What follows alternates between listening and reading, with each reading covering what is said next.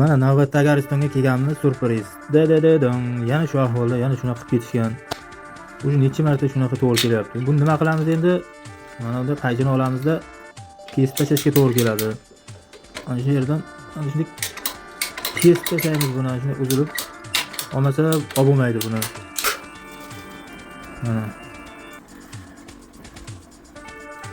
Xo'sh, bu tarafini ham kesamiz hozir. Kuzatib turingizlar. Instrumentlarimiz bilan bir qator tanishtirib o'tay. Mana kandam utuk. Utuk ishlatmoqchi bo'lganlarga shuni men tavsiya qilamiz. Kandam yaxshisi. Mana hozir bu aristonimizni olib tashlab, o'rniga o'rin hozir mana hozir yangi olib kelganmiz. Aristonlarimiz bilan ham yuramiz. O'zimiz olib kelamiz, o'zimiz tavsiya qilamiz. Qaysi yaxshi, qaysi yomonligini klientlar bilmasligi mumkin. Shuning uchun o'zimiz bilan ariston ham olib kelamiz aytsa.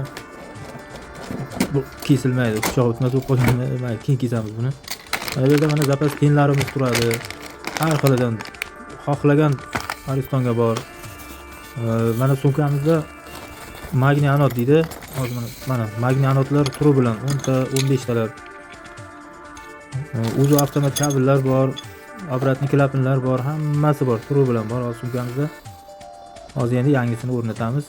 Mana yangisini ham ustanovka qildik. Obratni klapanlarini joy-joyiga qo'ydik.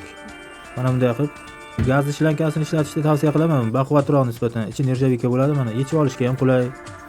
Ichi ham keng, suv bemalol o'tadi. Mana ustanovkasini qilib berdik. Xudo xolasa yangi Ariston 2 yil bexavotir ishlashaveradi. Salomat bo'lasizlar. Like